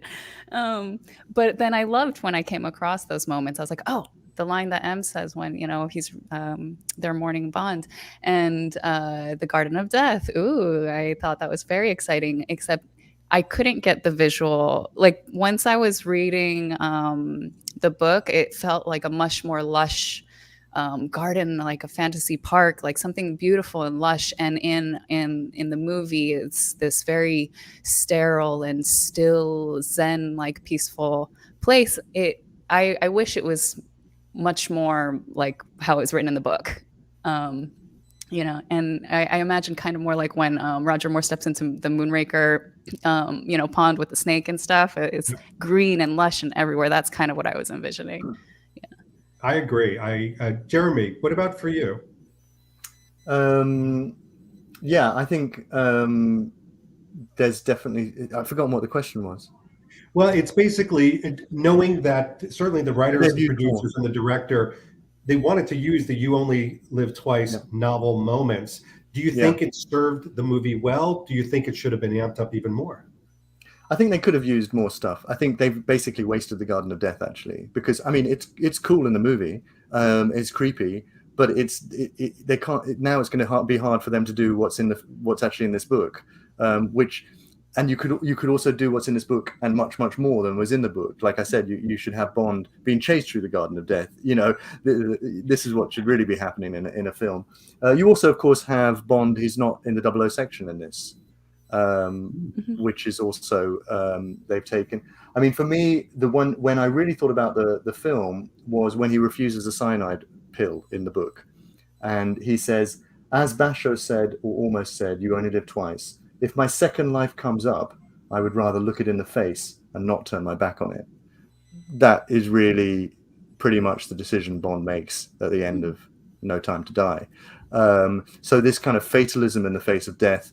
Right. The fact that he is prepared to I mean, this is a suicide mission. At the end of this book, he's going to go on another suicide mission. I'm going to go to Vladivostok, which is also another brilliant, chilling ending from Fleming. Mm-hmm. So I think there is lots of stuff we haven't seen from this. I'm a bit worried that now, if they were to use the Garden of Death properly, that it would just look like they were recycling something from No Time to Die, rather than probably the greatest sequence, the longest and sequence that has the most potential in Fleming that has not been used.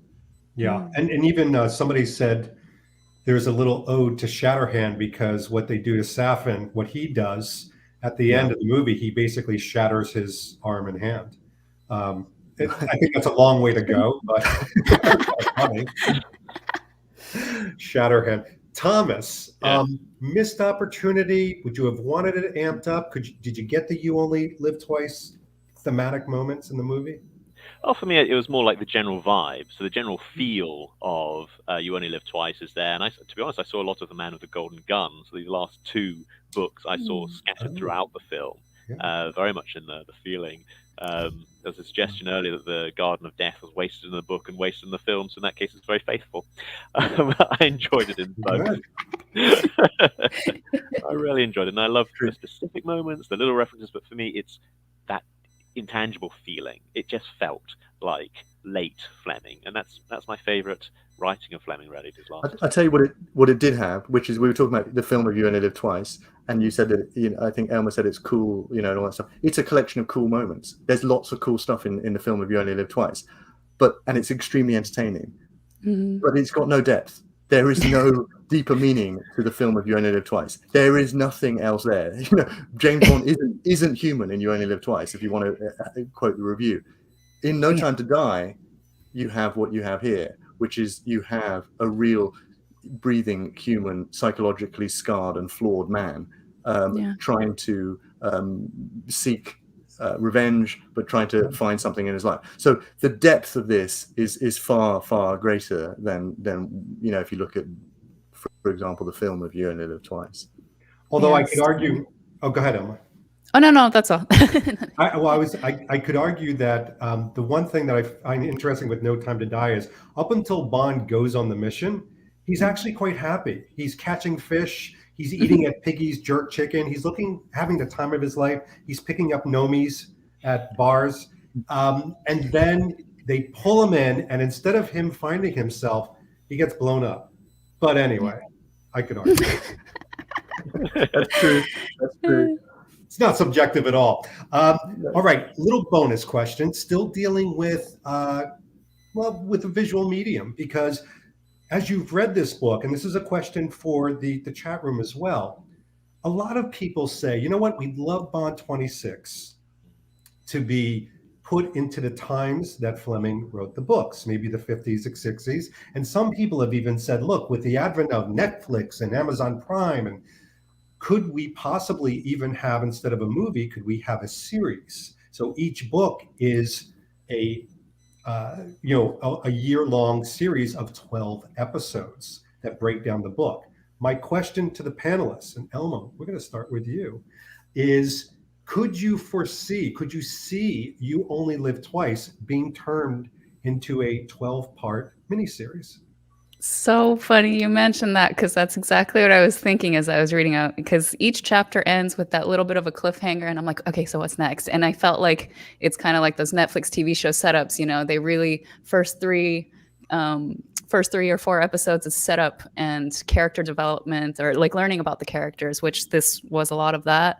And I thought it would make a very fun, like, little TV series, colorful characters, interesting aspects of Japanese culture. I love like the diving stuff and the travelogue element, of course. If it was like a beautiful production, could be so fascinating. I think, yeah, it definitely could.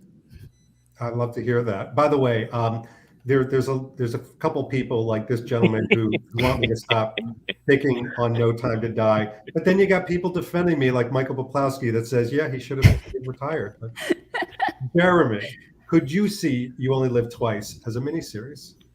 I think this one might be a little bit tricky to do, actually, partly for the reasons that you mentioned. There's a lot of digression at the beginning, and not really enough happens in the first part of the book. I think, could you do it overall with the Bond books? Yes. Eon don't want to do it. I mean, they are extremely adamant that they do not want to do this. And you can understand why. But theoretically, could it be done? I think there are probably better books to do it with than this one. But yeah, I think you could do it. On the other hand, what I would say is there have been many miniseries that have been made. I mean, this book was extremely influential. Yes. I mean, the whole Bourne films are basically, the premise is the end of this book. The premise is, what if you are a secret agent on a tough job and you've taken cover, you've got a cover role that you're living as much as you can. You get knocked on the head and you forget who you are. You don't know that you're a secret agent anymore. What are you going to do? That's the whole premise of that. And the whole fascination with Asia in thrillers, including Ludlum's thrillers, but also Trevanian, Eric Van Lustbader with the Ninja, lots and lots of 80s TV series about ninjas and about all of this kind of stuff. This had a big impact in terms of, probably a lot to do with the film, but it has had a big impact. So there have been quite some kind of epic TV series that have been made that have a feel of You Only Live Twice. But being very faithful to this, I think, would be tricky to do. Maybe you could do it over a few episodes. Maybe you could make Blofeld's death a little bit more complicated. But yeah, I think, yeah, why not? I think there are some people that are agreeing with you. I feel like Heather says, why not just make an adaptation of Just's obituary? Also interesting. That's interesting, right? I want to add just one thing. I think it could be done and would be so cool if they made an animated series of it and done like a Japanese anime style, punched it up a little bit in the beginning of the getting to know each other, colorful, going to whorehouses and getting drunk and waking up with hangover. Yeah, I thought, because in the last bit, that's kind of how I was imagining the story is through. I've been watching a lot of anime lately, so through that kind of visual. And yeah, I think they can get graphic with it, and they can, it can I can be definitely, fun. I can definitely see that, like with the Batman stuff that they've done, like all the Yeah. stuff with the ninja Yeah. stuff where he's at the castle. You could definitely, Yes. you could definitely. And do that. even the toad juice could be hentai stuff, like with tentacles. And for those that know, you know. Sorry, this is how we never don't get invited back to these things. Thomas, I'll send it off to you too. Are you? I mean, a lot of good conversation about a series. Can you imagine one? I can imagine one, but I don't know if it's so desirable. I mean, we do see some fantastic series on the TV at the moment. There's a lot of great Netflix stuff, Disney Plus stuff, Marvel stuff, all that. But I do see that for me, Bond has survived through invention and reinvention and telling the same stories in some ways, but in very different ways, in very different contexts. And I'm more interested to see how they can innovate. That's something I really liked about the most recent film, is that it's not just another one. It is different. And whether you like the differences or not, I love the fact that they did it. They took a risk. And they have done that in the series. I mean, last night I was watching For Your Eyes Only, and that was, again, a very big risk, such a big change from Moonraker, the film before. There's also one which has an older, more reflective Bond. And that's something that I really, really like. I think it's something quite special to the series, that you have a much more mature kind of action hero. He's not Schwarzenegger or Stallone, right? There's something a bit more to him, especially in terms of depth. And you do see a lot of depth in that movie to a whole range of characters. And I think No Time to Die is very good. And again, just giving a touch of depth to the different characters there. And that's something I'd like to see, a bit more character depth, a bit more of the local environments, the things that make Bond quite special and unique. I like that. A little bit of depth. By the way, I think a little bit of anything is good. Too much sharing what hentai is bad, because a lot of people are saying David's showing his freaky side. Roland is saying David has seen enough hentai to know what's going on. Look, folks, I'm 54 years old tomorrow. Tomorrow's my birthday. I've seen a lot. So, thank you. Yeah. But look, you see everything when you've lived as long as I have. All right. We've come towards the end. I want to give the absolute respect that my panelists deserve by basically asking each person, Jeremy, we'll start with you, is there anything, observations, discussion about this book that you really felt passionate about that we didn't get to in this that you'd like to share with the good folks? I mean, I think we covered a lot. I think, can you hear me? Yes, perfectly. Yeah. I think this is a book that we've discussed. It's about grief. It's about revenge. It's about Bond's inner life. It's entertaining. It's light. It's also got its dark moments. It's also an innovative book, and it's also a modern book. So I think, as we were just discussing, making Netflix series, a lot of fans want that, 50s and 60s stuff. But this was a very modern book in 1964, and it was written. It wasn't looking back. It was looking forward. What Japan's going to be, what Britain's going to be, and I think there's a huge amount going on in this book. It's an uneven book. I would definitely agree with that. But there's enough for me to take from it. And I think, just to reiterate, I mean, for me, the last section of this book is really the most special part of this book, because we really see, he's done it before with Vesper, he's done it before with Tracy, but for me, this is the most effective love story in Fleming's canon. And this is what sort of, for me, lifts it into something quite different, because I was genuinely moved. The last line of the book, I think, is a complete sort of hammer blow to what has come from the previous 50 pages. So that's really the sort of the final impression that I would give of the book. I agree. I went into this book thinking my favorite moments, my takeaways would have been more about the fantasy, because I love Dr. No, which is all fantasy. And it really was about the relationships, even the ancillary characters too. Elma, what did we leave on the table that you wanted to talk about? Again, I think we did cover a lot, but the craziness of Blofeld's plan is so bizarre. Like, what is the plan?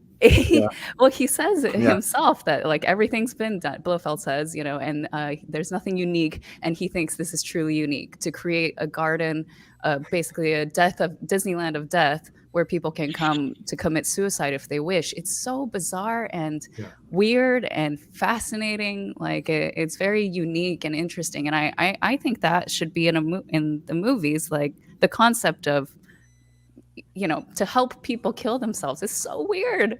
But yeah, I thought that was actually very interesting. Shatterhand's plot, and how you know, how did Blofeld get there? Why does he happen to be in Japan at the same time that Bond is sent there? You know, it's very convenient.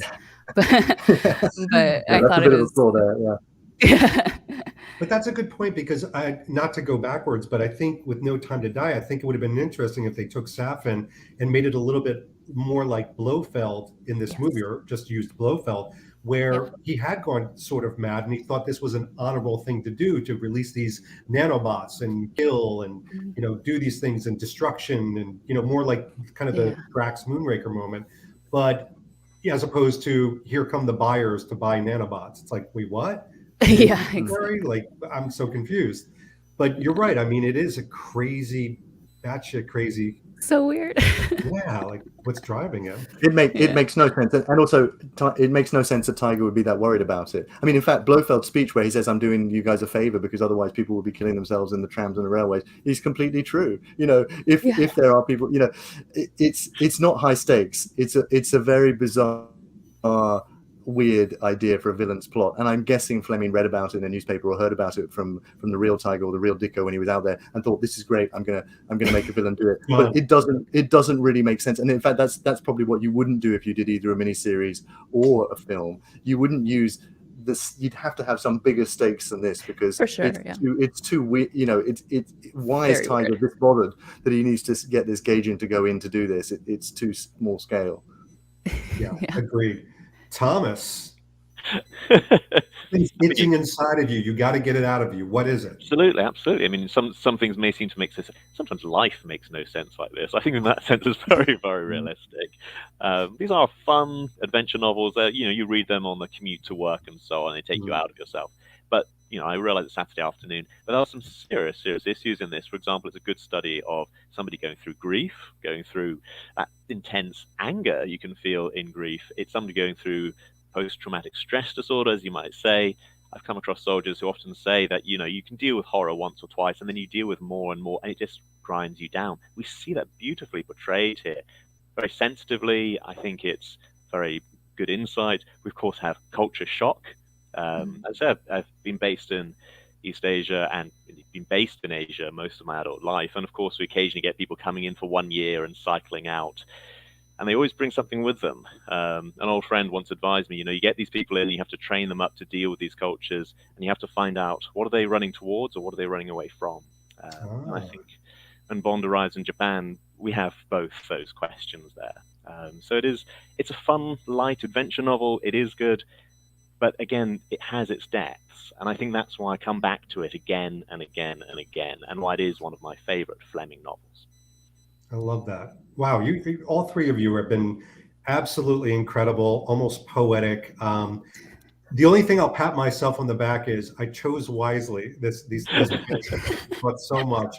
I wish you could read half of the comments, but luckily YouTube is capturing all of them, so you could go back. First of all, I want to thank Jeremy, Thomas, and Elma for coming on. Did you have fun today?